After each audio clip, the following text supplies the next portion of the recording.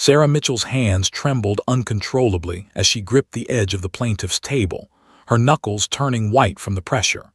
The oak-paneled courtroom felt like it was closing in around her, the air thick and suffocating despite the air conditioning humming quietly overhead.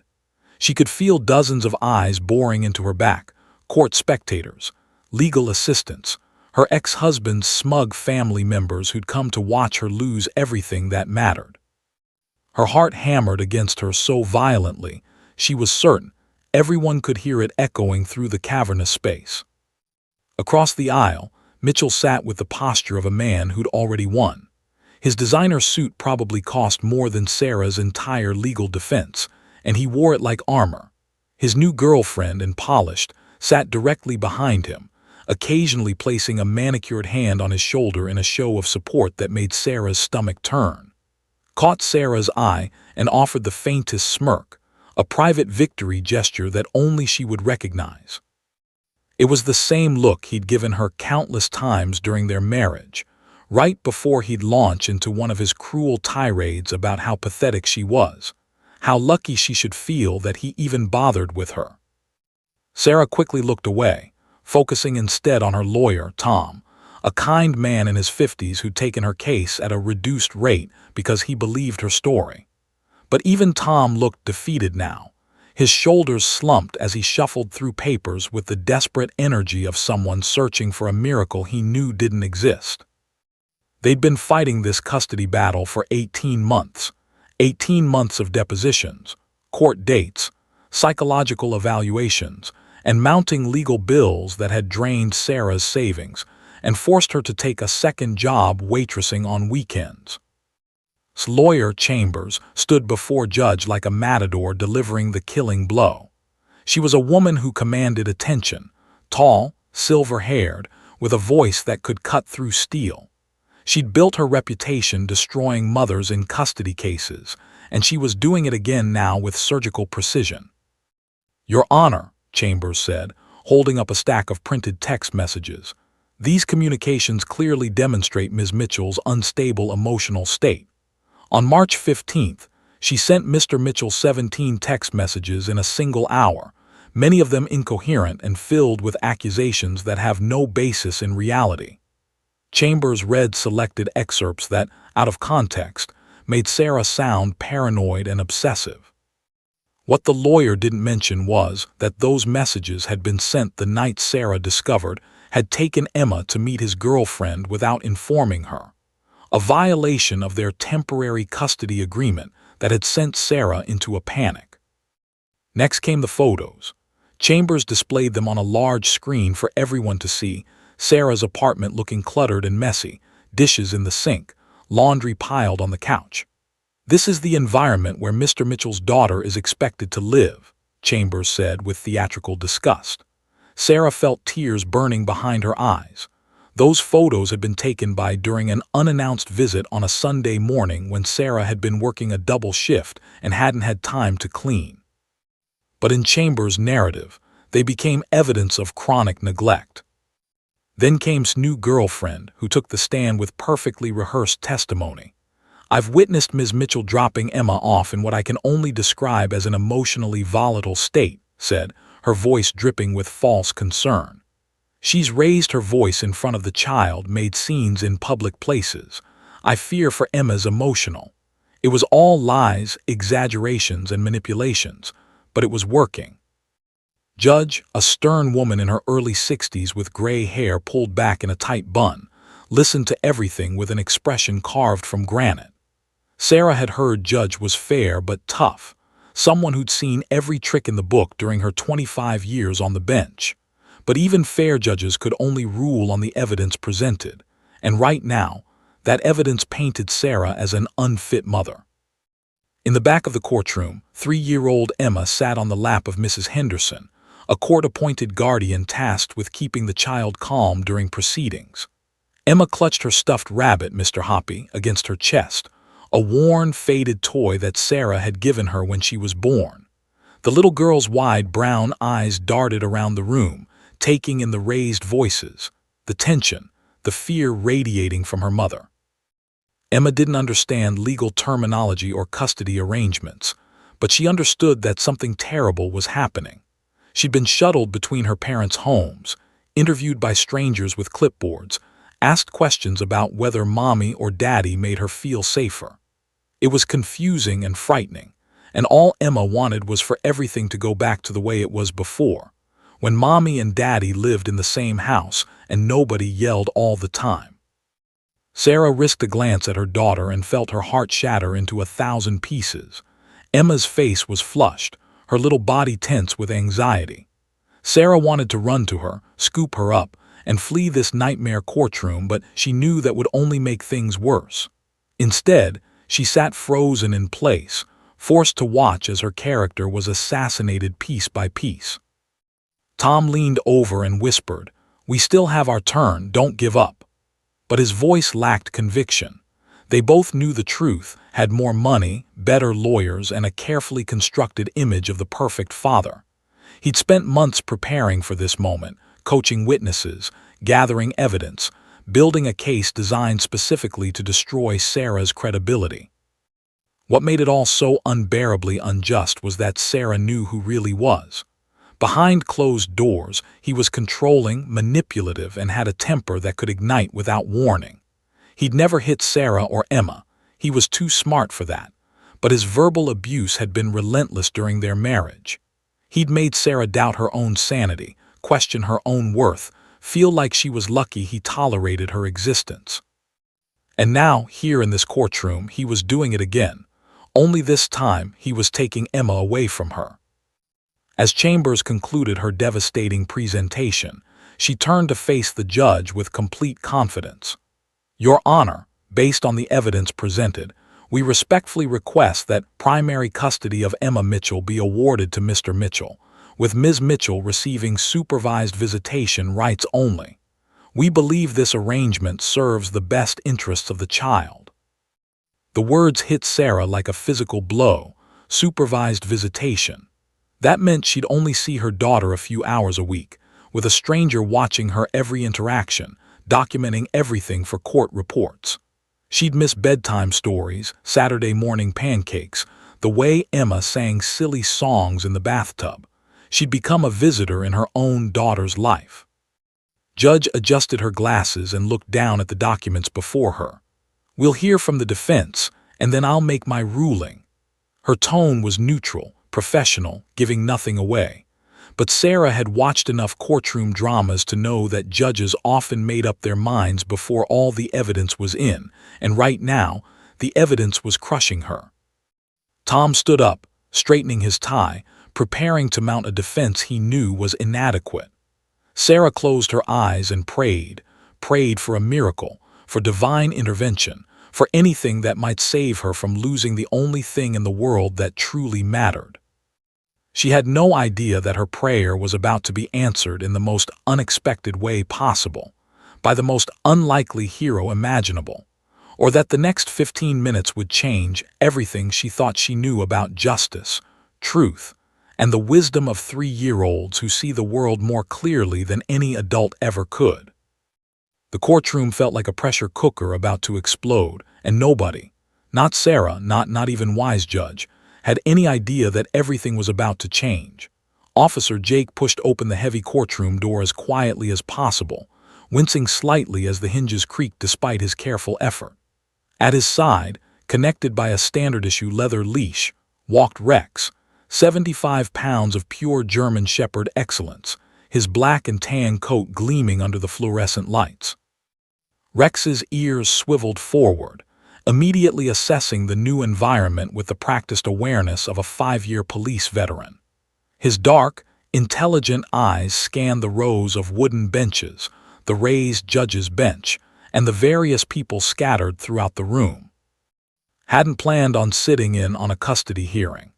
He and Rex had just finished testifying in courtroom 3B, a straightforward drug possession case where Rex's keen nose had located 3 kilos of cocaine hidden in a car's door panel. The defense attorney had tried to challenge Rex's qualifications, but had calmly walked the jury through his partner's impressive resume: dozens of successful narcotics finds, 3 missing children located, 2 drowning victims recovered, and a certification record that would make any K-9 handler proud. The case had wrapped up quickly after that, but now they were stuck waiting for the clerk to process their paperwork before they could head back to the precinct. Rather than standing awkwardly in the hallway, had slipped into the nearest courtroom to wait, choosing a seat in the back gallery where he and Rex would be unobtrusive. He'd learned years ago that courtrooms were surprisingly comfortable places to kill time, climate-controlled, with decent seating, and usually interesting enough to keep him from falling asleep on duty. Rex settled down beside his chair with the fluid grace of a working dog who'd done this 1,000 times before. His body language was relaxed but alert, his tail curled around his hindquarters, his breathing steady and controlled. To any casual observer, Rex appeared to be simply resting, but knew better. Rex was always working, always processing information through senses far superior to any humans. The dog could detect fear, aggression, stress hormones, and deception in ways that even the most experienced detective couldn't match. Absently scratched behind Rex's ears, a gesture of affection and partnership that had become automatic over their 5 years together. They'd been paired up when Rex was just 2 years old, fresh out of K-9 Academy and eager to prove himself. Then a 10-year veteran of the force had been skeptical at first. He'd never worked with a dog before and wasn't sure he wanted the responsibility. But Rex had won him over within days. The dog was smart, scary smart, and had an intuition about people that bordered on supernatural. As settled into his seat, his attention drifted to the custody case unfolding before him. A woman at the plaintiff's table was clearly struggling to hold herself together, her shoulders shaking with barely suppressed sobs.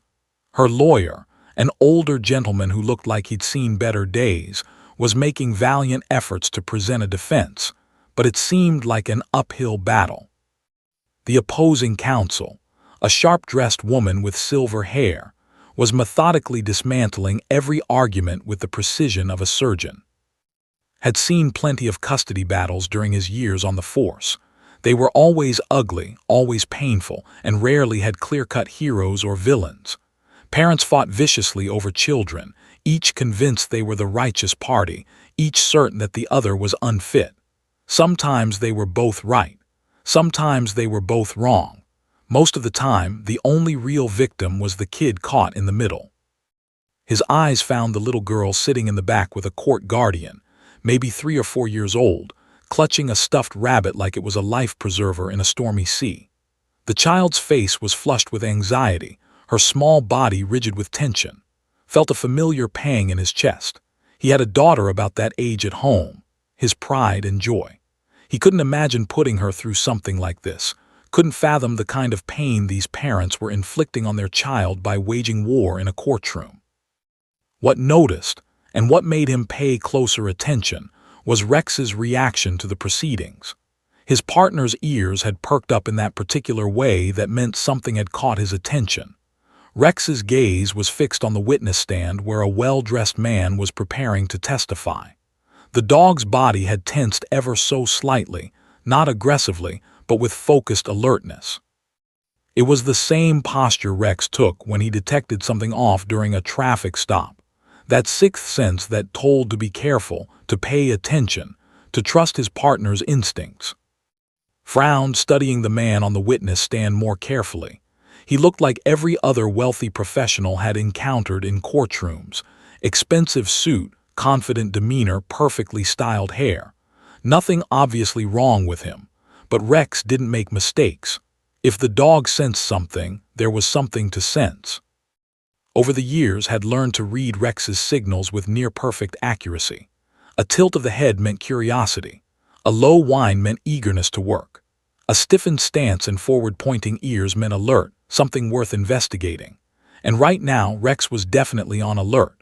The dog's nostrils flared slightly, processing the complex cocktail of scents in the courtroom. Cologne, perfume, coffee, paper, wood polish, and beneath it all, the chemical signatures of human emotion. Fear, anger, anxiety, stress. Rex could detect them all through the pheromones people unconsciously released. had witnessed Rex's ability to read people in countless situations. There was the time they'd responded to a domestic disturbance call, and Rex had immediately positioned himself between and a seemingly calm man who'd exploded into violence 30 seconds later. Or the incident where Rex had refused to approach a smiling woman offering treats, sensing the aggression she'd hidden beneath a friendly facade. She'd later attacked another officer with a knife. Rex had saved life more than once simply by knowing things before did. Now, as the well-dressed man began his testimony, speaking in smooth, measured tones about how much he loved his daughter and how concerned he was about his ex-wife's instability, Rex's attention never wavered. The dog's eyes tracked every movement, every gesture. Noticed Rex's weight shift forward almost imperceptibly, a subtle change in posture that indicated heightened vigilance. "Your Honor, I love my daughter more than anything in this world," the man was saying, his voice catching with what appeared to be genuine emotion. "But I can't stand by and watch Sarah's instability put Emma at risk anymore." Rex's ears twitched, felt it through the leash, a slight increase in tension, like a guitar string being tuned. Something about this guy was setting Rex off, and his cop instincts were starting to tingle in response. He'd learned to trust that feeling, to trust Rex's judgment even when he couldn't articulate exactly what was wrong. Glanced at the little girl again and saw something that made his chest tighten. She was staring directly at Rex, not with the typical excitement that kids usually showed around police dogs, no squeals of delight or requests to pet him. Instead, her gaze was intense, almost desperate, like a drowning person spotting a lifeguard. Her eyes were locked on Rex with a focus that seemed far too mature for such a small child. There was something in that look, a plea, a hope, a connection that couldn't quite define but absolutely recognized. Rex, as if sensing the child's attention, turned his head slowly and met her gaze. For a long moment, the trained police dog and the frightened little girl simply looked at each other across the crowded courtroom. Felt the tension in Rex's body shift slightly, not relaxing exactly, but changing quality. The dog's protective instincts had been triggered. Had seen it before when Rex worked with child victims, that innate gentleness that emerged despite all the aggressive training, that ability to recognize innocence and vulnerability. The little girl's grip on her stuffed rabbit loosened slightly. Her breathing seemed to slow. Even from across the room, could see some of the tension drain from her small shoulders. It was as if Rex's calm, steady presence had given her something to anchor herself to, some source of safety in a world that had become terrifying and incomprehensible. So tension snapped back to the witness stand as the man's testimony continued. He was describing incidents where his ex-wife had supposedly forgotten to pick up their daughter, moments when she'd been too emotional to handle basic parenting tasks. The words sounded rehearsed, carefully chosen, designed to paint a specific picture. Had interviewed enough suspects to recognize a prepared statement when he heard one. Rex shifted again, and this time felt the vibration of a barely audible growl in the dog's chest, so low that probably no one else in the courtroom noticed it. It wasn't an aggressive growl, not the warning sound Rex made when confronting a threat. It was something else, something he'd only heard a handful of times in their partnership. It was the sound Rex made when he detected deception, when something about a person's body language, scent, or behavior pattern triggered his deeply trained instincts that something was fundamentally wrong. Leaned down and whispered, "Easy, boy. What is it?" Rex's tail thumped once against the floor, acknowledgement, but not relaxation. The dog's focus remained absolutely fixed on the witness stand, on the man who spoke so eloquently about love and concern, while Rex's superior senses detected something else entirely beneath the polished surface. In that moment, made a decision. He didn't know exactly what Rex was picking up on, couldn't have articulated it in a way that would satisfy a courtroom, but he trusted his partner completely. Something was wrong here. Someone was lying. And that little girl in the back, the one who'd looked at Rex like he was her last hope, she knew it too. settled back in his seat, no longer just killing time while waiting for paperwork. He was now a silent witness, a trained observer, and he had a feeling that before this custody hearing was over, he and Rex might play a more important role than either of them had anticipated. Sometimes justice needed a little help from unexpected places. Sometimes the truth needed someone who could see past practiced lies and carefully constructed facades. And sometimes, just sometimes, a police dog knew things that people couldn't see. Rex remained perfectly still beside him, watching, waiting, knowing, a guardian angel in fur, ready to protect the innocent in whatever way the moment required. Mitchell rose from his seat with the calculated grace of a man who'd rehearsed this moment 100 times in front of his bathroom mirror. His Italian leather shoes clicked against the polished courtroom floor as he approached the witness stand, each step measured and deliberate. He'd chosen his outfit carefully that morning, a charcoal gray Tom Ford suit that whispered wealth without screaming it, a crisp white shirt, and a burgundy tie that his image consultant had assured him conveyed both power and paternal warmth. Even his haircut had been strategically timed, fresh enough to look sharp but not so fresh that it appeared vain. Everything about Mitchell's appearance had been engineered to project one singular message. This is a man who has his life together, a man you can trust with a child's future. As he placed his hand on the Bible to be sworn in, allowed the slightest tremor to show in his fingers. Not too much, just enough to suggest a man fighting to maintain composure under the weight of profound emotion. "Do you swear to tell the truth, the whole truth, and nothing but the truth, so help you God?" the bailiff intoned. "I do," replied, his voice thick with what sounded like barely restrained emotion. He'd practiced that catch in his voice for weeks, recording himself until it sounded natural, authentic, devastatingly sincere. Chambers, his attorney, approached with a sympathetic expression that matched his own carefully crafted demeanor. They'd rehearsed this dance extensively, every question and answer timed for maximum impact. "Mr. Mitchell," she began gently, as if addressing a wounded man, "I know this is difficult, but can you tell the court why you're seeking primary custody of your daughter?" Took a deep breath, appearing to steady himself before speaking. This was it, his Oscar moment. "Your Honor," he said, turning to face Judge with eyes that he allowed to glisten with unshed tears, "I love my daughter more than anything in this world. Emma is my heart, my purpose, my reason for getting up every morning." He paused, letting the emotion hang in the air. "But I can't stand by and watch Sarah's instability put our little girl at risk anymore. I just can't." From her seat at the plaintiff's table, Sarah felt bile rise in her throat. She knew this, the performer, the manipulator, the man who could cry on command and had no shame in using any tool at his disposal to get what he wanted.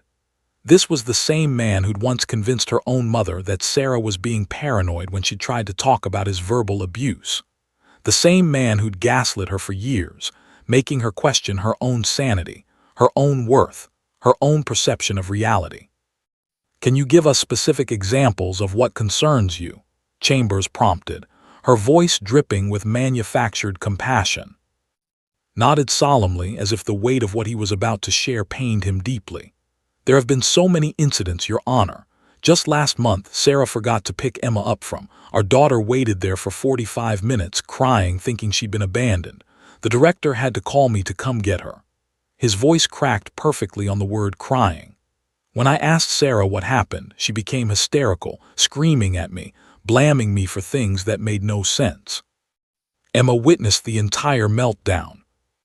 Sarah's lawyer, Tom, scribbled furiously on his notepad.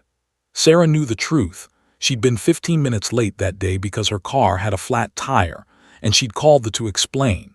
Had shown up anyway, unannounced, and taken Emma without authorization, then texted Sarah telling her not to bother coming. When Sarah had confronted him about it, trying to understand why he'd violated their custody agreement, he'd twisted the whole thing into evidence of her instability. "And there have been other incidents?" Chambers asked, guiding through his testimony like a director coaching an actor. "Too many to count," said, shaking his head with what appeared to be profound sadness. There was the time she showed up to Emma's preschool concert disheveled and visibly upset, making a scene in front of the other parents. The birthday party where she burst into tears because Emma wanted to sit with me instead of her. The countless late-night phone calls and text messages, sometimes 20 or 30 in a single evening, filled with accusations and paranoid delusions about my girlfriend and me trying to turn Emma against her. Each accusation was technically based on a real event, but twisted beyond recognition. Yes, Sarah had been disheveled at the concert, because she'd rushed straight from a 12-hour nursing shift at the hospital where she worked. Yes, she'd cried at the birthday party, because had deliberately scheduled it during her custody time without asking, forcing her to either miss her daughter's party or give up her limited time with Emma. And yes, she'd sent multiple text messages, desperately trying to reach when Emma had come home with mysterious bruises that she'd eventually learned came from rough play with his girlfriend's teenage son. Continued his performance, warming to his role. I've tried to be understanding, Your Honor. I know Sarah's under a lot of stress. I know she's struggling, but Emma comes first. She has to come first. And I can no longer trust that my daughter is safe in her mother's care when Sarah's emotional state is so unpredictable. He looked down as if the admission pained him. It breaks my heart to say this, but I believe Emma needs stability, consistency, and a calm environment. I can provide that. I have a steady job, a stable home, and a support system. Sarah has chaos. In the back of the courtroom, Officer watched testimony with growing unease. Everything the man said sounded reasonable, even compelling. His body language read as genuine concern. The slight forward lean, the open hand gestures, the eye contact with the judge. But beside, Rex had gone completely still in a way that sent alarm bells ringing in the officer's mind. The dog's body was rigid, every muscle tense, his focus laser-locked on Mitchell. Rex's breathing had changed, becoming shallow and controlled, and could feel a vibration through the leash. Not quite a growl, but close. Had seen this exact reaction only a handful of times in their partnership, and it was never wrong. There was the domestic abuser who'd presented as a victim, until Rex's behavior had prompted to dig deeper, eventually uncovering a pattern of violence. The con artist who charmed everyone in a fraud investigation until Rex's unusual alertness had made question the man's story. The child predator who'd played the role of concerned citizen, while Rex had practically vibrated with tension, sensing something fundamentally wrong that only came to light weeks later. Whatever Mitchell was selling, Rex wasn't buying it, and that meant shouldn't either. Mr. Mitchell, Chambers continued, I know this next question is difficult, but can you describe your current living situation and why you believe it's more suitable for Emma than her mother's home? Brightened slightly, clearly pleased to shift to more positive territory. Of course, I have a 4-bedroom house in Riverside Estates. There's an excellent school district there, very safe neighborhood. Emma has her own room decorated exactly how she wants it with a play area and everything she needs. My girlfriend is wonderful with Emma. She's a kindergarten teacher, so she has experience with children Emma's age. We have a stable routine, regular bedtimes, healthy meals. It's a nurturing environment where Emma can thrive. He paused, then delivered what he clearly considered his coup. In contrast, Sarah lives in a small 2-bedroom apartment in a less desirable area. She works irregular hours at the hospital, often overnight shifts. Emma has told me she frequently eats dinner alone while Sarah sleeps during the day. There's no consistency, no structure. And frankly, given Sarah's emotional volatility, I worry about what Emma witnesses when I'm not there to protect her. Sarah felt hot tears streaming down her face. She worked those overnight shifts because they paid more money that went directly to the legal fees for this custody battle had initiated. Emma ate dinner alone because Sarah sat right beside her, making sure she had healthy food while managing to stay awake despite exhaustion. The apartment was small because it was all she could afford after had emptied their joint savings account before filing for divorce. Every single thing he'd said was designed to make her look incompetent, and it was working. Little Emma, sitting in Mrs. Henderson's lap, had begun to squirm uncomfortably. The guardian tightened her gentle grip, whispering soothing words, but Emma's distress was growing. The child's breathing had quickened, her small chest rising and falling rapidly. Her face was flushed, and her eyes, those beautiful brown eyes that Sarah loved more than life itself, were darting around the courtroom with mounting panic. Emma knew that voice. She knew the tone her father was using, the same sweet, reasonable tone he used when he talked to her about Mommy before his face would change and he'd say things that scared her. "Your mother doesn't love you as much as I do. Your mother is sick in the head. You're going to live with Daddy soon, and Mommy will only visit sometimes." Emma didn't understand all the words the adults were saying in this big scary room, but she understood the feeling in the air, understood that something terrible was happening to her Mommy, and she was powerless to stop it. Continued his testimony, each word carefully chosen, each pause perfectly timed. "I want to be clear, Your Honor, I don't hate Sarah. I feel sorry for her. I hope she gets the help she needs. But until she addresses her mental health issues and demonstrates consistent stability, I cannot in good conscience expose my daughter to that environment. Emma deserves better. Emma deserves peace." It was a masterful performance, and knew it. He could see it in Judge's expression, the slight softening around her eyes, the way she was nodding almost imperceptibly. He could see it in the faces of the spectators, in the way even Sarah's own lawyer looked deflated. Mitchell had won, and he knew it. Soon Emma would be his, primarily, legally. Sarah would be relegated to supervised visits, unable to poison his daughter's mind against him, unable to interfere with his life. And maybe, in a few years, when Emma was older and had forgotten her mother's influence, he'd phase Sarah out completely. It wasn't about love. It had never been about love. It was about control, about winning, about making sure Sarah understood that you don't leave Mitchell without consequences. As he prepared to conclude his testimony, allowed himself the smallest smile, too brief for anyone to really notice, but there nonetheless. He'd practiced every word, anticipated every question, and delivered a performance worthy of an award. He was untouchable now, or so he thought. What Mitchell didn't know, couldn't have known, was that his carefully constructed facade was about to crumble in the most unexpected way possible, brought down by the two smallest voices in the room, one human, one canine, who saw through his lies with a clarity that no amount of expensive lawyers could obscure. Emma Mitchell's small body had reached its breaking point. For 18 months, the 3-year-old had been shuttled between homes, questioned by strangers, and forced to exist in a world that had become incomprehensible and terrifying. She didn't understand words like custody or visitation rights or psychological evaluation. What she understood was that her world had shattered, that Mommy cried all the time now, and that Daddy's voice, that sweet, scary voice, was filling this big room with words that made her stomach hurt. Mrs. Henderson, the court-appointed guardian, felt Emma's distress escalating in her lap. The child's breathing had become rapid and shallow, her small chest heaving with barely controlled panic. "Sweetie, it's okay," Mrs. Henderson whispered, stroking Emma's hair with practiced gentleness.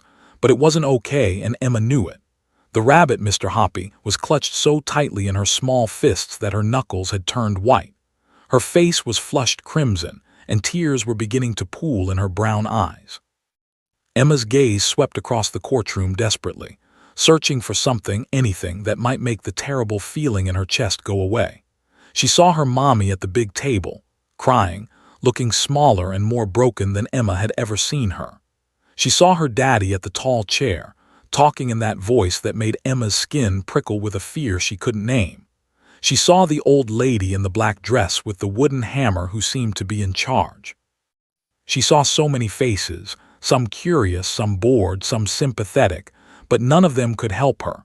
None of them understood. And then Emma's eyes found Rex. The German shepherd sat in the back of the courtroom like a statue carved from stone and shadow, his intelligent eyes watching everything with an awareness that seemed almost human. Rex's presence was different from all the anxious, complicated humans around her. He was calm. He was steady. He was safe. Emma had seen police dogs before during a school visit, and the officer had told the children that police dogs were heroes who protected people and found people who were lost. Emma felt lost. More lost than she'd ever been in her 3 years of life. Without conscious thought, driven by pure instinct and desperate need, Emma twisted in Mrs. Henderson's grasp. "Emma, honey, wait," the guardian started to say, but the little girl was already sliding down from her lap, her feet hitting the floor with a soft thump. Mr. Hoppy fell from her hands, forgotten for the first time in Emma's memory. "Emma," Mrs. Henderson whispered urgently, reaching for the child, but Emma was already running. Her small legs carried her down the center aisle of the courtroom, her patent leather shoes clicking against the polished floor. The sound seemed impossibly loud in the tense silence, and heads turned in surprise. Testimony faltered mid-sentence. Sarah half rose from her chair, hands outstretched, hope and confusion warring on her face. Tom reached out reflexively as Emma ran past, but the child dodged him with surprising agility. "Someone stop her," Chambers said sharply, but nobody moved fast enough. Emma was a tiny missile with a locked-on target, and nothing was going to stop her. The bailiff, a burly man named who'd worked courthouse security for 15 years, started to intercept the running child.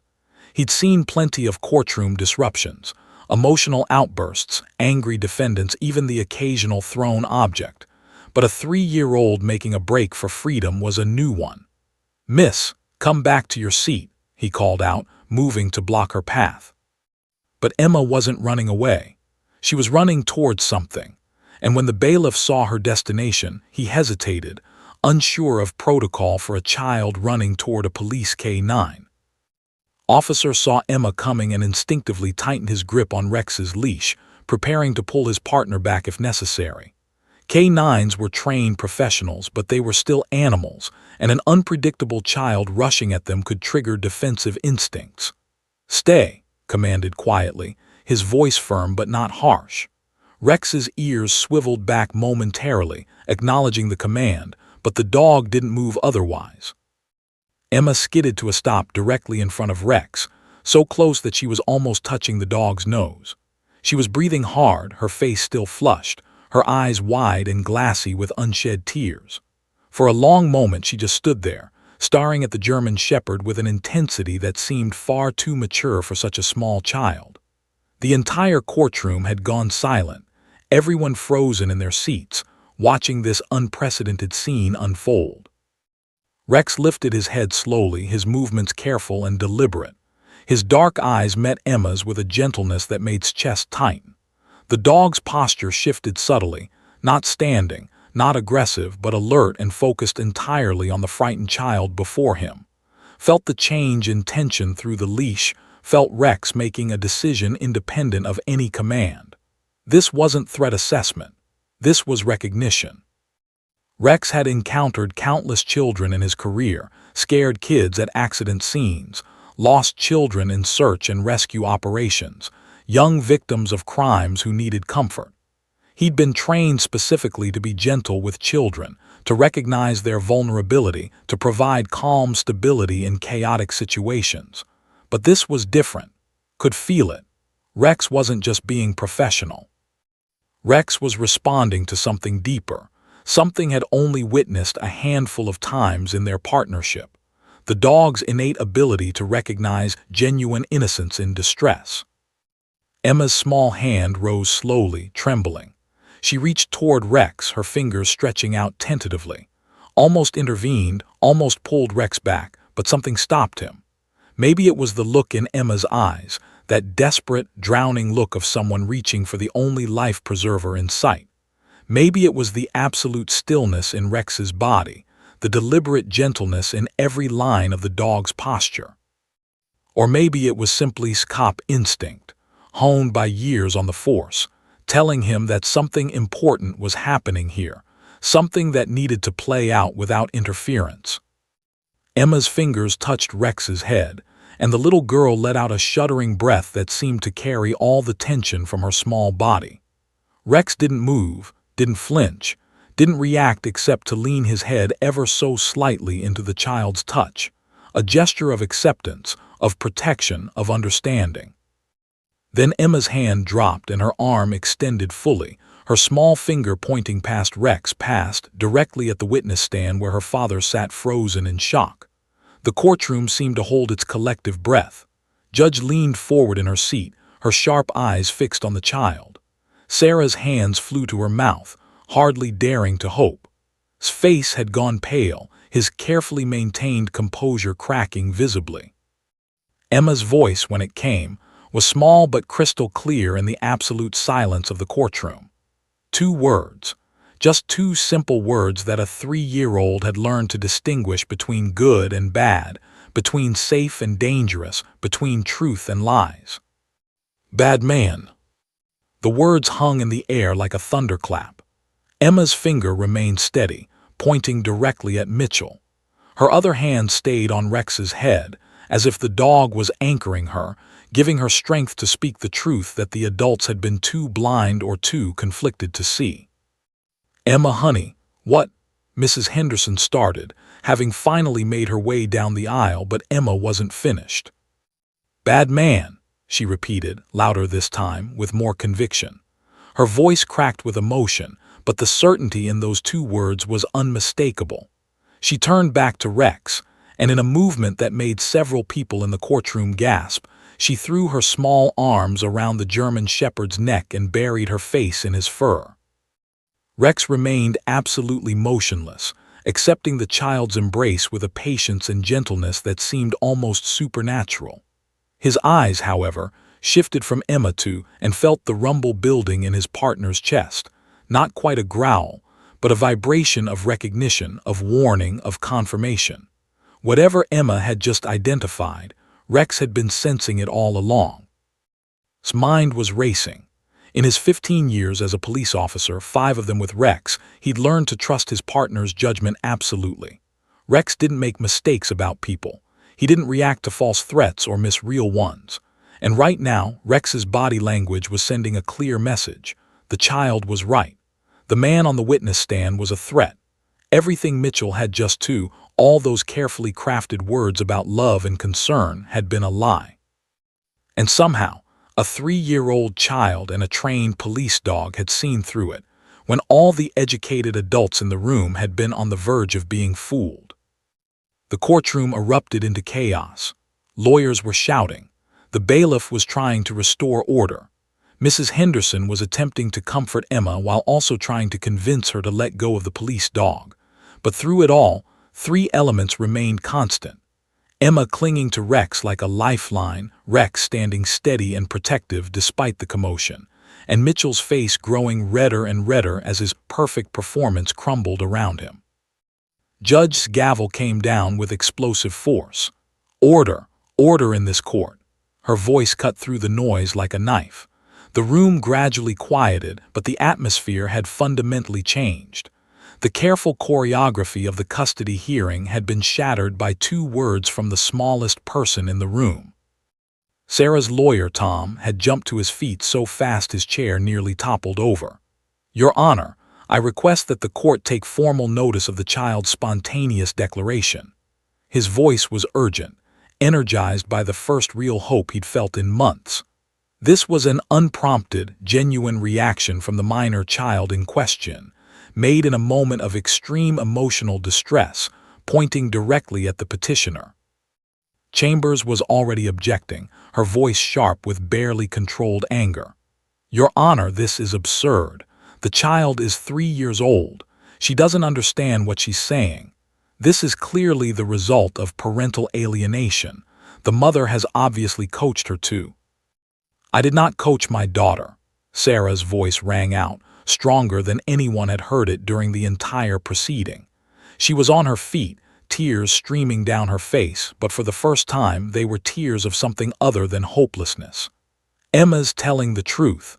She's been trying to tell everyone the truth, but nobody would listen to a 3-year-old. Judge's gavel came down again, harder this time. "Counsel, control your clients. Mrs. Mitchell, sit down." But even as she commanded order, Judge's eyes were fixed on the scene in the back of the courtroom. The small child clinging to the police dog, the steady patience of the animal, and the unmistakable terror in the little girl's posture when her finger had pointed at her father. In that moment, everything changed. The careful narratives, the prepared testimonies, the expensive legal strategies, all of it became secondary to the raw, unfiltered truth spoken by a child too young to lie convincingly, too innocent to manipulate, and too frightened to stay silent any longer. Emma had found her voice, and she'd found it in the presence of the one being in that courtroom who couldn't be charmed, couldn't be manipulated, and couldn't be fooled by a performance. A police dog trained to detect the truth that humans tried so desperately to hide. The courtroom remained frozen in a tableau of shock and disbelief.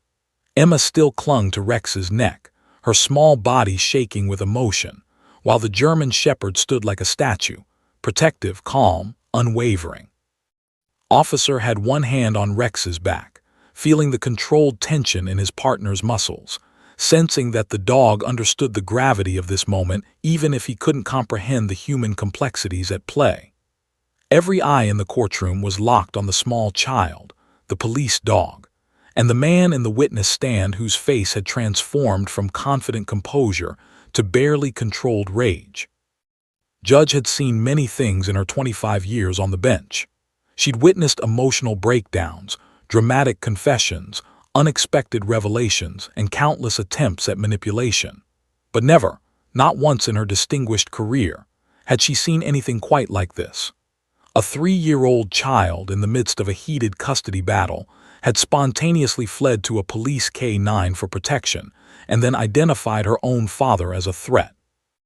The judge's trained legal mind was already analyzing the implications, weighing the evidentiary value of such a statement, considering the psychological significance of the child's behavior.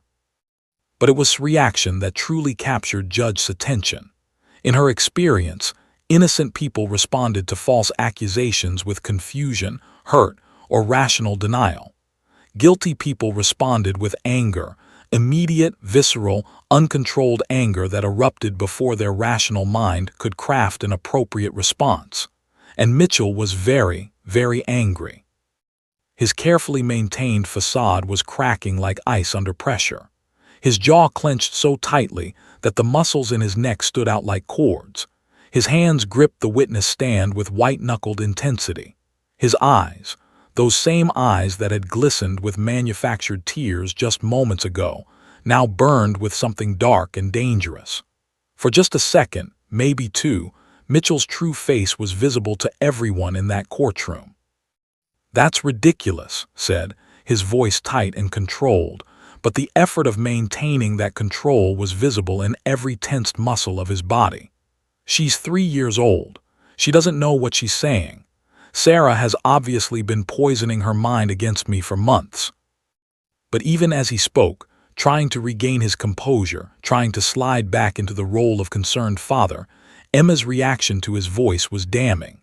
The little girl flinched at the sound, pressing herself closer to Rex, her small hands gripping in the dog's fur. A whimper escaped her throat, not the whimper of a coached child playing a part, but the instinctive sound of prey hearing a predator. Rex's response was immediate.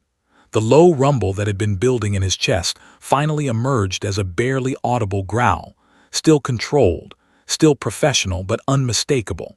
Felt it vibrate through his hand, felt Rex's protective instincts overriding years of training that taught him to remain neutral in all situations. This wasn't aggression toward a criminal suspect. This was something older, something primal, a guardian recognizing a threat to someone under their protection. "Mr. Mitchell," Judge said, her voice cutting through the tension like a blade, "I'm going to ask you to remain calm and seated. Bailiff, please stand by the witness box." The bailiff moved into position and seemed to realize how badly he'd miscalculated. He forced his features into something approximating contrition, tried to make his voice softer, more reasonable. "I apologize, Your Honor, I'm upset. This is my daughter, and to hear her say something like that, something so clearly influenced by her mother's vendetta against me." "Stop talking," Judge said flatly. It wasn't a request. His mouth snapped shut, though his eyes continued to burn with barely suppressed fury. Sarah Mitchell, still standing at the plaintiff's table despite the judge's earlier command to sit, was trembling so violently that Tom had to steady her with a hand on her shoulder. "She knows," Sarah whispered, her voice breaking. "Emma knows. She's been trying to tell me, trying to tell everyone, but she's so little and nobody listens." "Mrs. Mitchell, please sit down," Judge said, but her tone was gentler now, more thoughtful. Sarah collapsed into her chair, covering her face with her hands as sobs racked her body. But these were different tears now, tears of release, of vindication, of desperate hope that maybe, just maybe, the truth was finally going to matter. Chambers' attorney had recovered from her initial shock and was now in full damage control mode. She stood with practiced authority, her voice sharp and commanding. "Your Honor, I must strenuously object to any weight being given to this outburst. The child is 3 years old, highly emotional, in an unfamiliar and intimidating environment. She ran to a dog, which tells us only that she likes dogs, not anything about the veracity of her supposed identification of my client. This is clearly a reaction to coaching and parental alienation by the mother. If anything, this incident demonstrates exactly why Mr. Mitchell needs primary custody, to protect his daughter from being used as a weapon in." "Counselor," Judge interrupted, her tone icy, "I've been practicing family law since before you were born, and I know manipulation when I see it. What I just witnessed was not a coached response. That child was genuinely terrified. Of what or whom, that remains to be determined, but I will not have you dismiss her reaction out of hand." Tom was on his feet immediately, sensing the shift in the judge's attitude. "Your Honor, I have a child psychologist on standby, doctor, who's certified in forensic child psychology and has worked with the court system for over 15 years. I request an immediate emergency evaluation of Emma, conducted in a child-appropriate setting, to determine the source of her fear and to document her spontaneous statement properly." "Objection," Chambers shouted. "This is highly irregular. We had a scheduled evaluation next week." "Which you've postponed twice already," Tom shot back.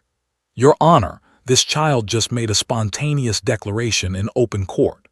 The psychological and legal significance of that cannot be overstated.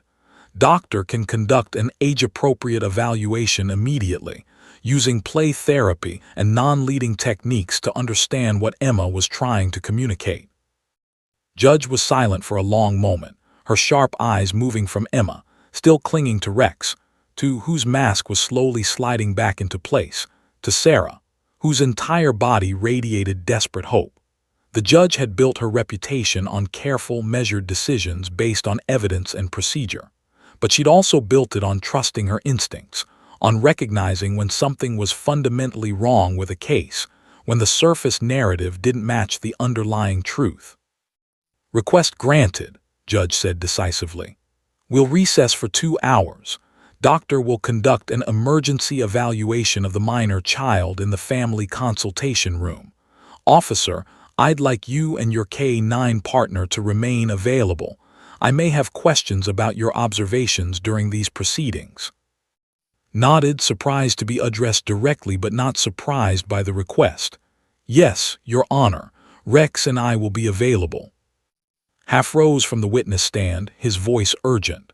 "Your Honor, this is completely unnecessary.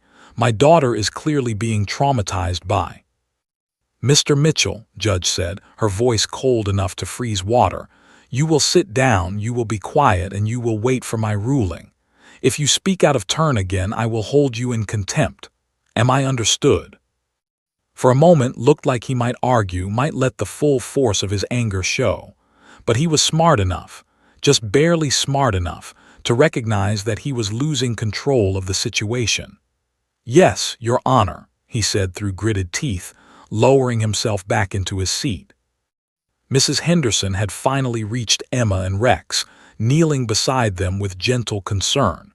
"Emma, sweetheart, it's okay now. Can you come with me? We're going to go to a nice room with some toys and a very kind lady wants to talk to you. Would that be all right?" Emma's grip on Rex's fur loosened slightly, but she didn't let go completely. She turned her tear-stained face to look at the guardian, then back at Rex, as if asking the dog for permission or reassurance. Rex, in a moment that would be discussed in the courthouse for months to come, turned his head and gently licked the side of Emma's face, a gesture of comfort, of approval, of trust. Emma managed a tiny smile, the first smile anyone had seen from her in that courtroom. She released her grip on Rex's neck and allowed Mrs. Henderson to take her hand, but as they walked toward the side door that led to the consultation rooms, Emma kept looking back at the German shepherd, drawing strength from his steady, protective presence. Officer watched them go, then looked down at Rex. His partner's eyes were still fixed on Mitchell, and the tension in the dog's body hadn't fully relaxed. "You know something, don't you, boy?" murmured quietly. Rex's ear twitched, acknowledgement. Had learned to trust his partner's instincts absolutely over their 5 years together, and those instincts were screaming that Mitchell was exactly what Emma had said he was, a bad man, a dangerous man. A man who'd hidden his true nature behind expensive suits and practiced charm, but who couldn't fool a 3-year-old's intuition or a police dog's trained senses.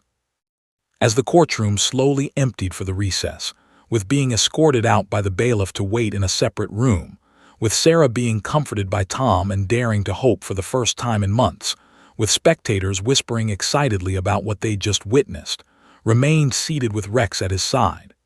The dog had finally relaxed slightly, but his watchfulness hadn't diminished.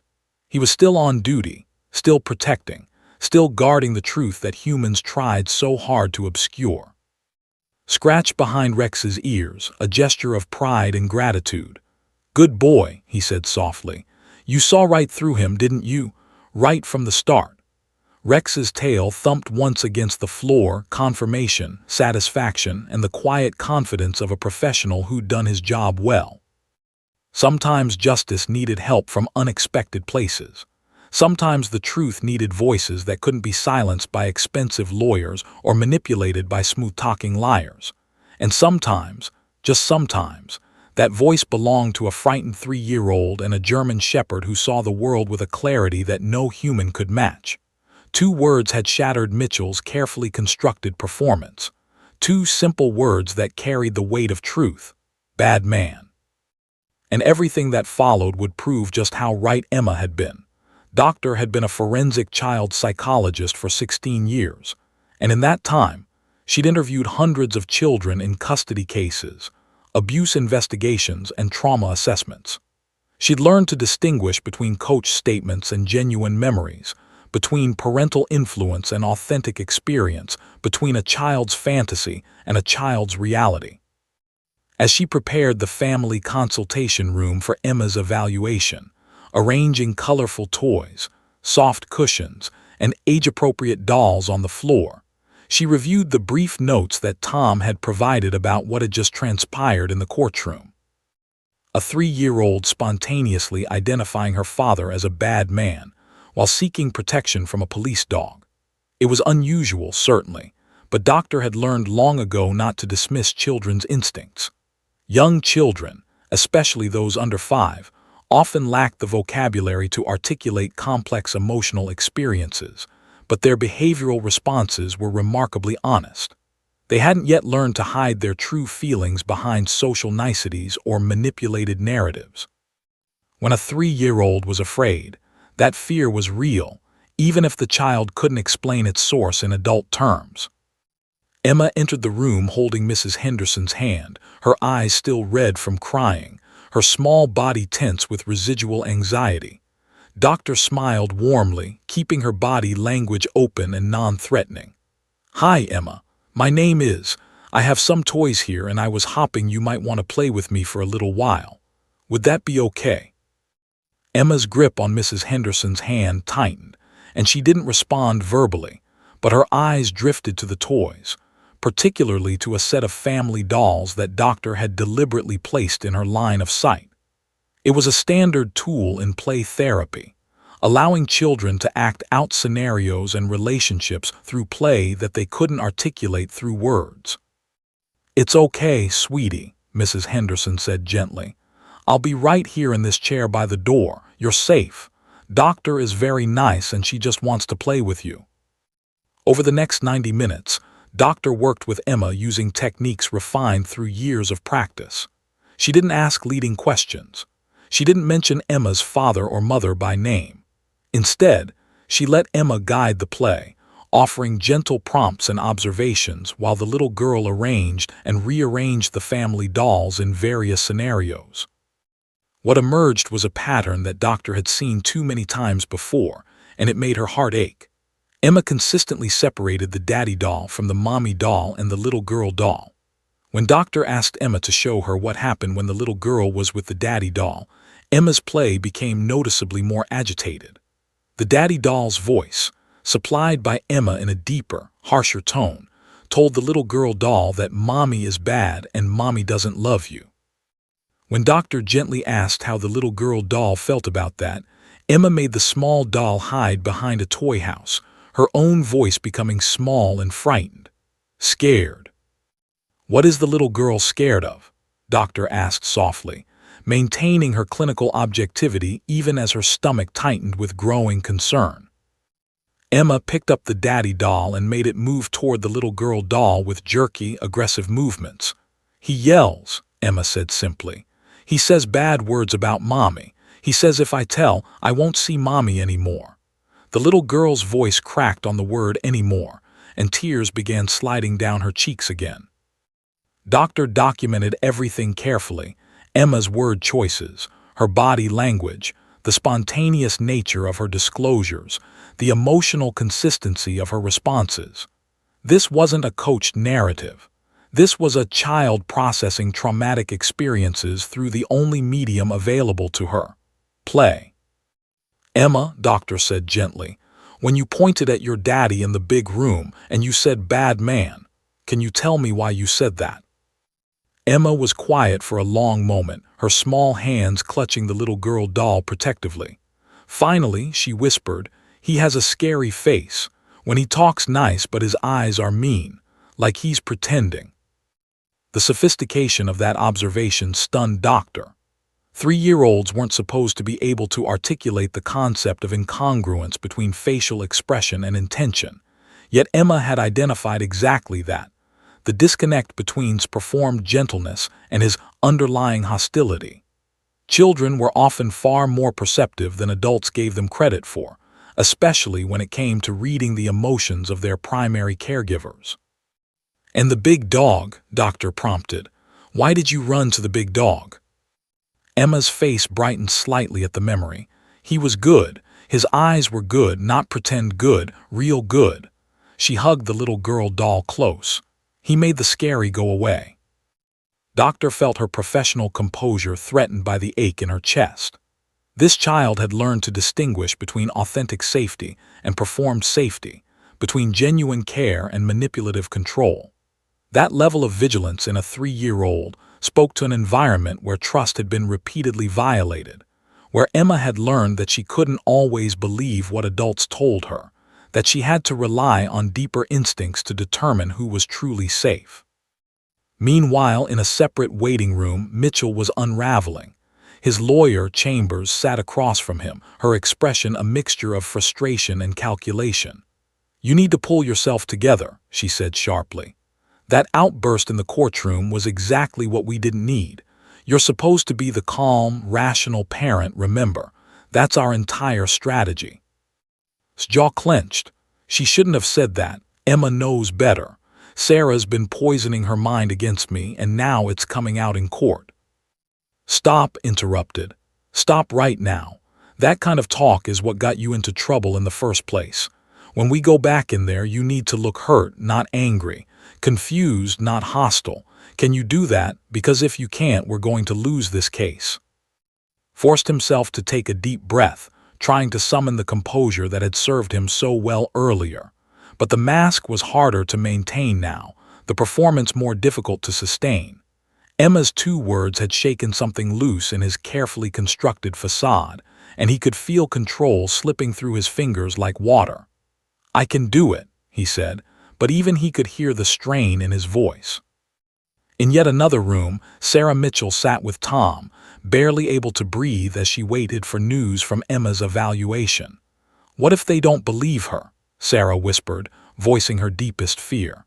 "What if they say she's too young or that I coached her or—" "Sarah," Tom said firmly, placing a reassuring hand on her shoulder, "what happened in that courtroom wasn't coaching.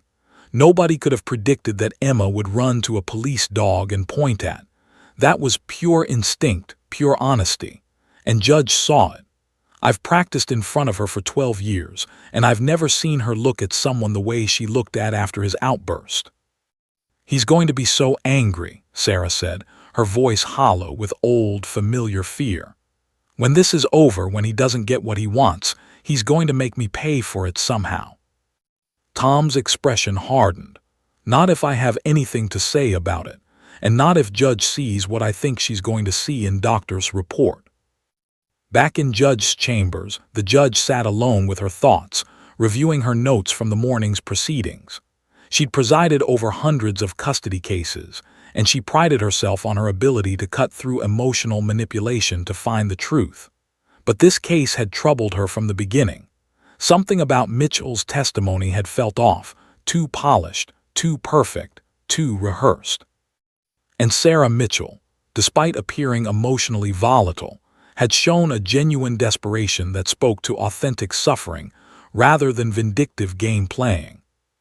The judge's instincts had been screaming at her that something was wrong with the narrative and his expensive lawyer had constructed. But instincts weren't enough. She needed evidence, documentation, professional assessment. And now, thanks to a 3-year-old spontaneous act of courage, she might finally get it. There was a knock on her door and her clerk entered. "Your Honor, officer is here. You asked to speak with him about his observations." "Send him in," Judge said, straightening in her chair. Officer Jake entered with Rex at his side, both maintaining their professional bearing. Had changed out of his tactical vest into a standard uniform, but Rex remained on duty, alert and watchful. "Officer," Judge began, "I understand you and your K-9 partner weren't originally part of these proceedings. Can you tell me what brought you into my courtroom this morning?" Explained about the drug case next door, the wait for paperwork, the decision to sit in rather than stand in the hallway. He described Rex's unusual alertness during Mitchell's testimony, the dog's behavioral indicators that something was triggering his trained threat detection responses. "In your professional opinion, officer," Judge asked carefully, "what was your partner detecting?" Chose his words carefully, aware that he was treading into territory that might not be admissible as traditional evidence, but could certainly inform the judge's understanding. "Your Honor, Rex is trained to detect elevated aggression, stress responses, and behavioral patterns associated with deception.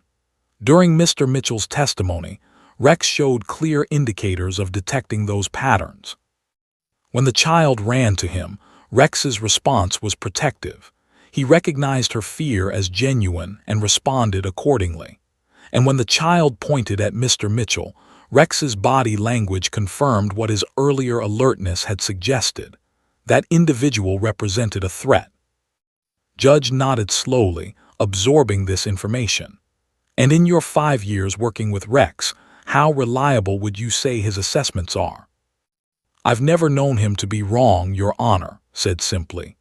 "Rex has helped identify threats, locate victims, and detect deception in dozens of cases. His instincts are better than mine, and I've been a cop for 15 years. Another knock interrupted them. The clerk again. "Your Honor, doctor has completed her evaluation. She's ready to present her findings." Judge stood, her decision crystallizing. "Thank you, officer. Please remain available. We'll reconvene in 15 minutes. As and Rex left the chambers, the judge took a moment to steel herself for what she suspected was coming. Sometimes the truth was ugly. Sometimes protecting a child meant making decisions that would be contested and appealed and fought over for months. But Judge hadn't spent 25 years on the bench by avoiding hard decisions. If Emma Mitchell had found the courage to speak her truth to a room full of adults, the least Judge could do was have the courage to listen. The truth was about to come out, documented and undeniable, and Mitchell's carefully constructed world was about to collapse completely. When court reconvened, the atmosphere had fundamentally changed. The morning's carefully orchestrated legal theater had given way to something more urgent. Judge returned to her bench with an expression that made even the most experienced attorneys in the room straighten in their seats. She carried doctor's report in one hand and officer's written statement in the other, two documents that, together, painted a picture drastically different from the one Mitchell had tried to present. Sat at his table looking smaller somehow, his expensive suit no longer projecting confidence but instead seeming like a costume that didn't quite fit. His face was pale, and despite Chambers's whispered instructions to maintain his composure, his hands trembled slightly as they rested on the table. He knew. On some level, he had to know that his performance had failed, that the truth he'd worked so hard to bury was about to be exhumed and displayed for all to see. Sarah sat across from him, Tom beside her, hardly daring to breathe. She'd been allowed to see Emma briefly after the evaluation, and her daughter had clung to her with a desperation that broke Sarah's heart even as it filled her with hope. "Mommy," Emma had whispered, "I told the nice lady about Daddy's scary face." Sarah had held her daughter and cried, tears of relief, of vindication, of a mother's anguish finally being acknowledged. Judge adjusted her reading glasses and surveyed the courtroom with the weight of her authority.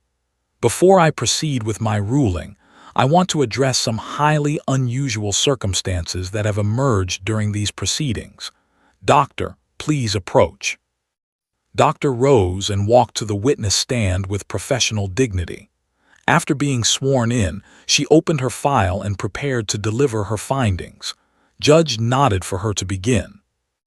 "Your Honor," Doctor started, her voice clear and steady, "I conducted a 90-minute forensic psychological evaluation of the minor child, Emma Mitchell, using age-appropriate play therapy techniques, non-leading interview protocols, and standardized assessment tools for evaluating children in custody situations. My findings are consistent with a child who has experienced psychological intimidation and emotional manipulation." Chambers rose immediately. "Objection, Your Honor. Doctor is making conclusions that go far beyond." "Counselor, you'll have an opportunity to cross-examine," Judge said sharply. "Sit down and let the witness finish her testimony." Doctor continued. "Emma demonstrated clear anxiety responses when discussing interactions with her father. Through play therapy, she revealed a pattern of behavior consistent with parental alienation, not by the mother against the father, as has been alleged, but by the father against the mother. Emma reported, through age-appropriate play demonstrations, that her father repeatedly tells her that her mother is bad, doesn't love her, and that if she tells anyone what happens at Daddy's house, she won't see Mommy anymore." A murmur rippled through the courtroom. Sarah pressed her hand to her mouth, tears streaming down her face. Jaw clenched so tightly that a muscle jumped in his cheek. "Furthermore," Doctor continued, "Emma demonstrated a sophisticated ability to distinguish between authentic emotion and performed emotion, what she called pretend good versus real good.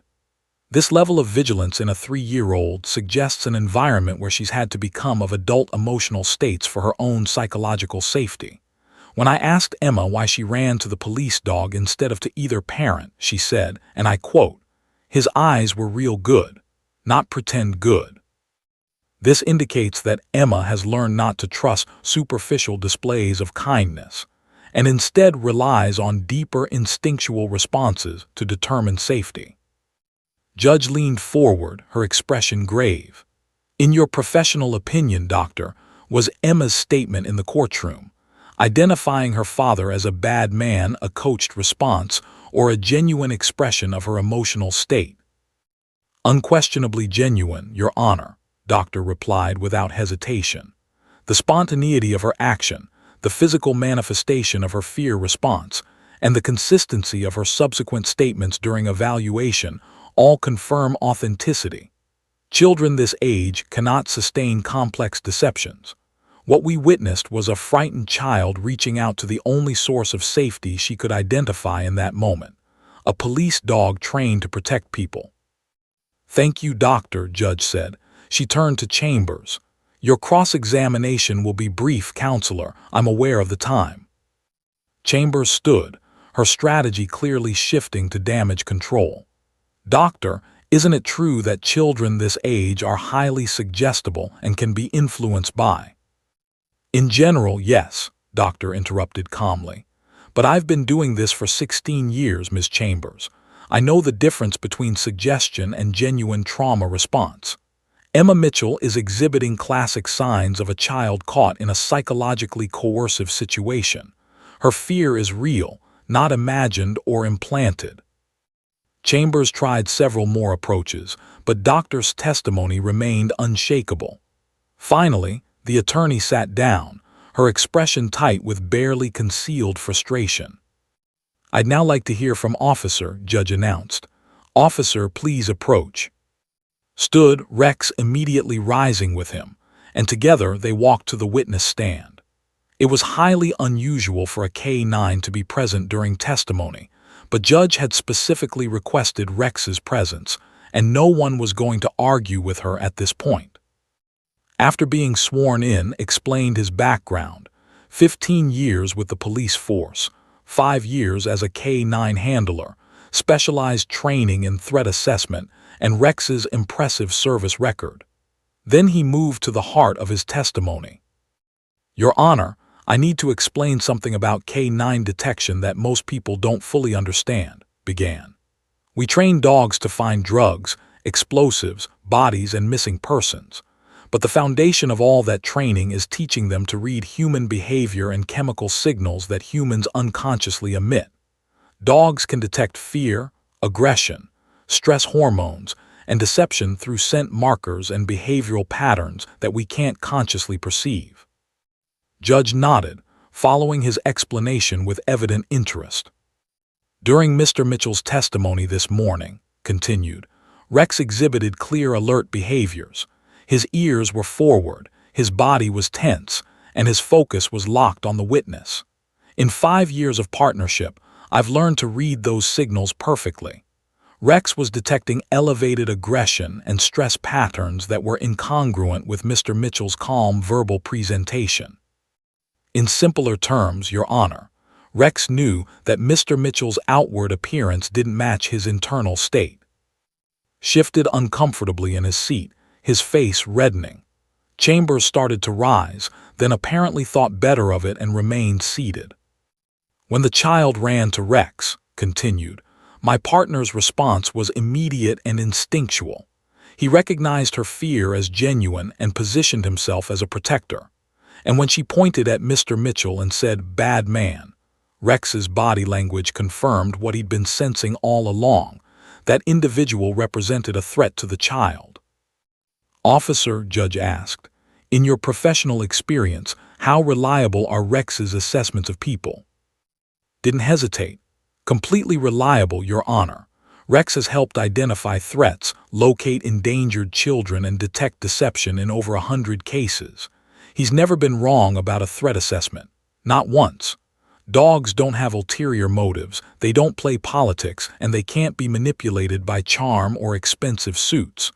They respond to what's actually there, not what someone wants them to see." The courtroom was silent except for the sound of the court reporter's fingers on the keys. Continued, "There's something else I need to mention. After the incident, I documented Rex's behavior patterns.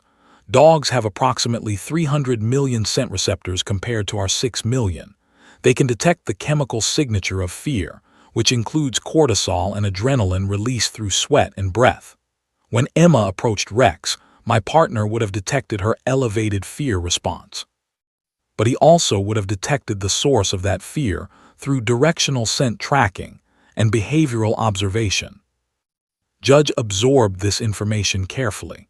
"So you're saying that Rex not only recognized Emma's fear but also identified what, or who, she was afraid of?" "Yes, Your Honor, that's exactly what I'm saying," confirmed. "And his assessment matched Emma's statement perfectly." Chambers finally stood for cross-examination, but her questions were defensive, grasping at straws. "Officer, isn't it possible that Rex simply reacted to the general chaos in the courtroom? That his alert behavior had nothing to do with my client specifically?" Shook his head firmly. "No, ma'am. Rex is trained to work in chaotic environments, active crime scenes, emergency situations, crowded areas. A courtroom proceeding wouldn't trigger that level of alert behavior. His focus was specifically on Mr. Mitchell, and it began before any chaos occurred." "But surely a dog's behavior isn't admissible evidence of—" "I'm not claiming it's evidence of guilt, ma'am," interrupted respectfully. "I'm providing expert testimony about trained threat assessment. Rex detected patterns of aggression and deception that were masked by Mr. Mitchell's controlled presentation. What the court chooses to do with that information is obviously beyond my expertise. I'm simply reporting what my partner observed." Chambers had no effective rebuttal. She sat down, and Judge dismissed with thanks. As the officer and Rex returned to their seat, Mitchell's facade finally crumbled completely. "This is insane," burst out, his voice sharp and angry, the careful modulation gone. "You're going to believe a dog over me, a 3-year-old who doesn't know what she's talking about. I've provided evidence, testimony, documentation." "Mr. Mitchell," Judge Gavel cracked down like thunder, "you will control yourself, or I will have you removed from this courtroom and hold you in contempt." But was past the point of control. 18 months of careful planning, of strategic manipulation, of expensive legal maneuvering, all of it was collapsing, and his true nature was emerging like a monster from beneath a civilized veneer. "Sarah has been trying to destroy me since she filed for divorce. She's turned my own daughter against me, and now you're going to let her get away with it because of some ridiculous—" "Bailiff, remove Mr. Mitchell from the courtroom," Judge commanded. Her voice was ice. "Mr. Mitchell, you've just demonstrated in spectacular fashion exactly what this court needed to see. Your complete inability to maintain composure when things don't go your way, your aggressive response to being challenged, and your total lack of concern for how your behavior affects your daughter." Was standing now, being approached by bailiff, and his face was contorted with rage. "You can't do this. I have rights. I'm her father." "And you've just proven that you're exactly what your 3-year-old daughter said you were," Judge said coldly. "A bad man. Bailiff, escort him out." As was led from the courtroom, still shouting threats and accusations, Sarah Mitchell broke down completely, sobbing into her hands. Tom wrapped a supportive arm around her shoulders while Officer, still seated in the back with Rex, felt a deep sense of satisfaction. His partner had been right all along. Rex always knew. Dogs always knew.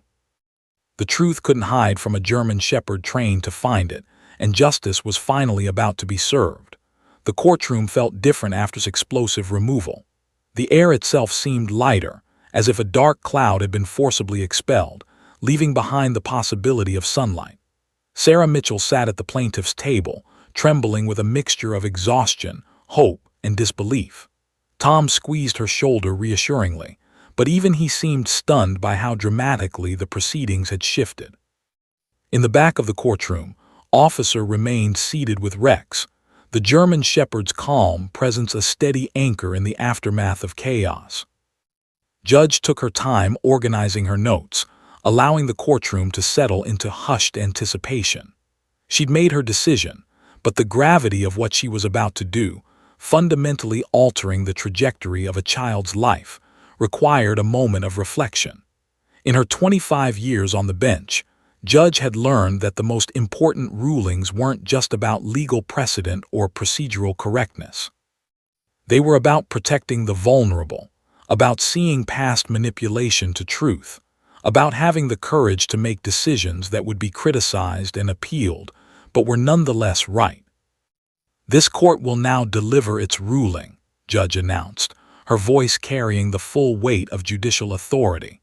The few remaining spectators leaned forward.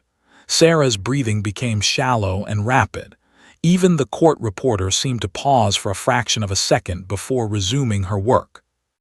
"I have presided over custody cases for most of my career," Judge began, "and I have learned to recognize patterns of behavior that indicate genuine concern for a child's welfare versus patterns that indicate a desire for control and dominance. What I have witnessed today has clarified beyond any reasonable doubt what is truly at stake in this case." Sarah felt tears beginning to flow again, but she didn't dare hope yet. Not quite yet. Mr. Mitchell presented himself as a concerned, stable father worried about his ex-wife's emotional fitness.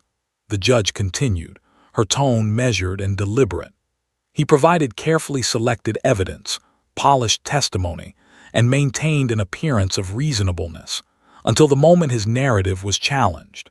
When his 3-year-old daughter spontaneously expressed fear of him, Mr. Mitchell's true character emerged with stunning clarity. Judge paused, looking directly at where had been sitting, as if addressing him even in his absence.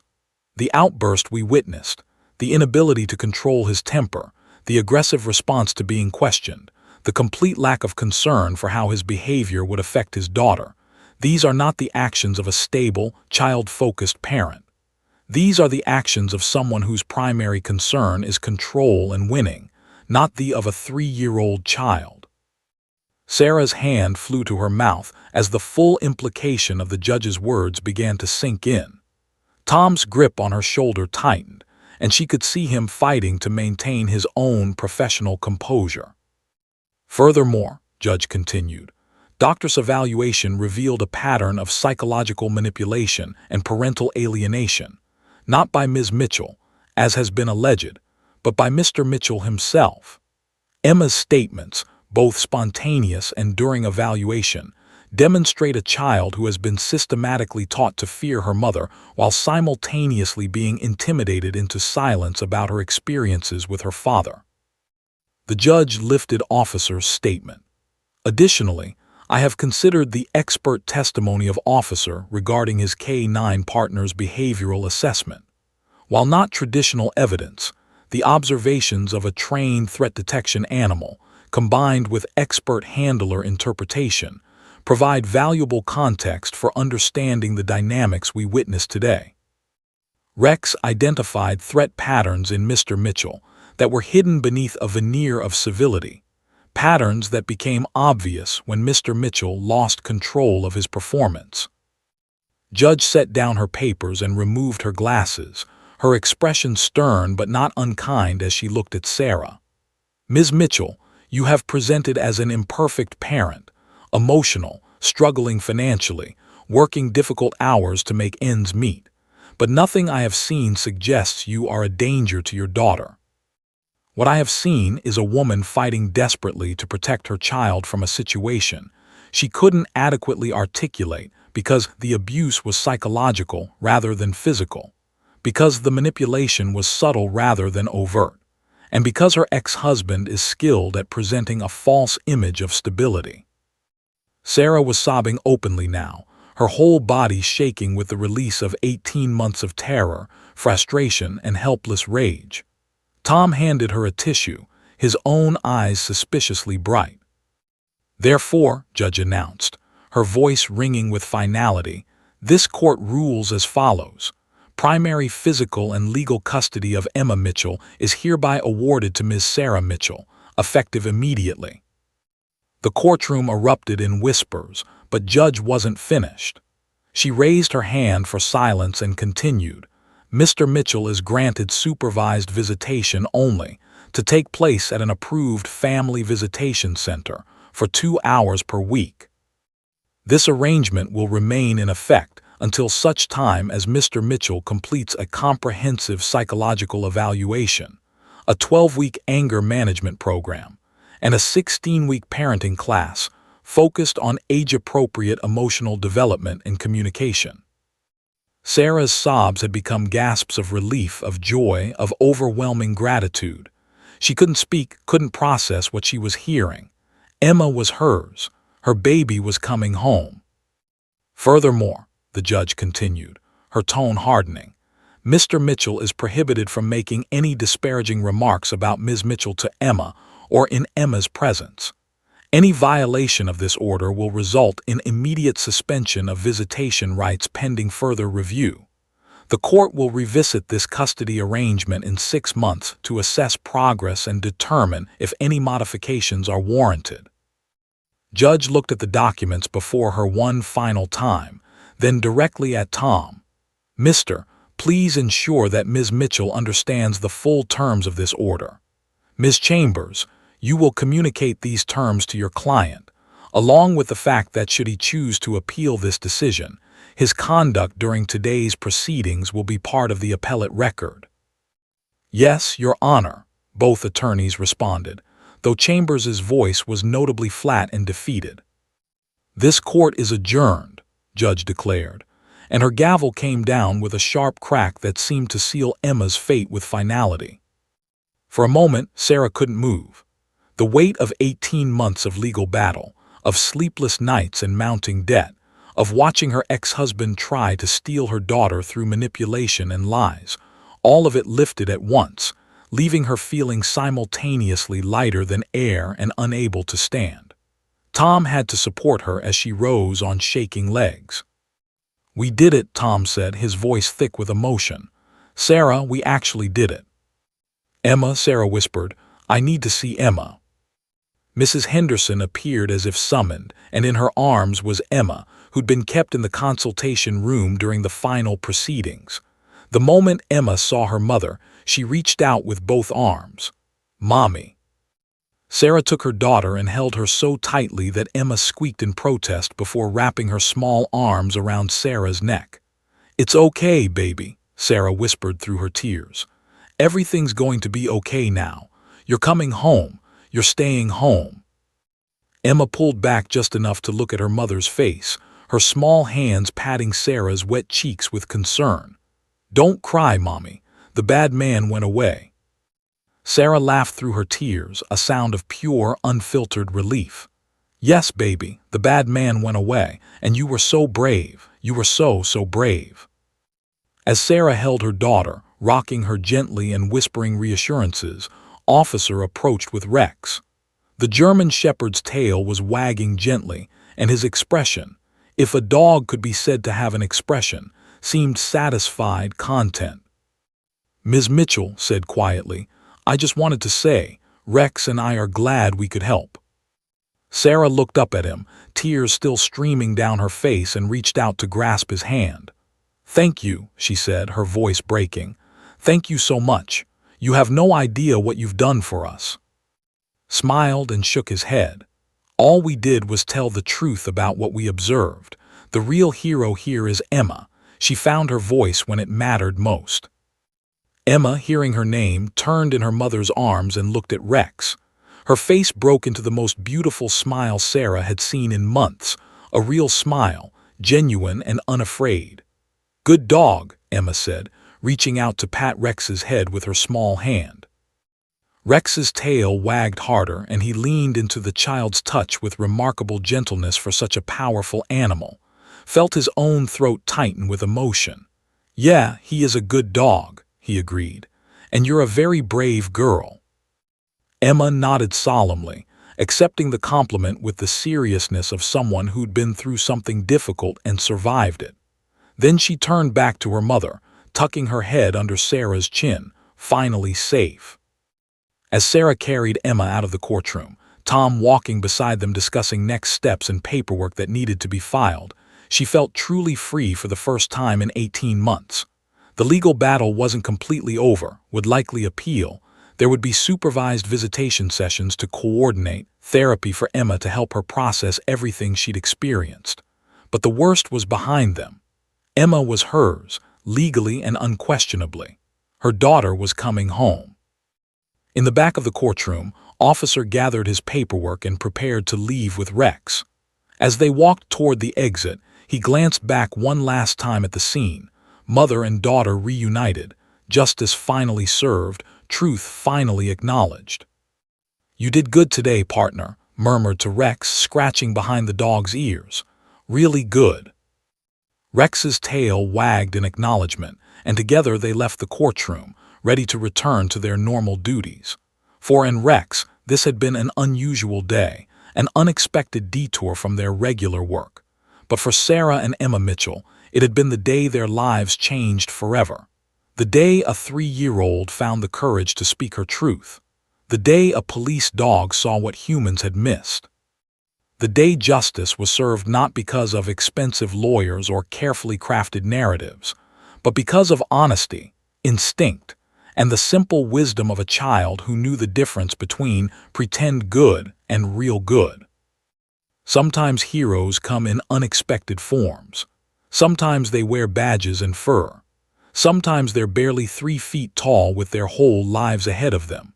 And sometimes, just sometimes, all three come together in perfect harmony to protect the innocent and expose the truth that powerful people try desperately to hide. Emma Mitchell was going home, and she was safe. Finally, blessedly, completely safe. That was all that mattered. That was everything. Justice had been served, one small voice and one loyal dog at a time.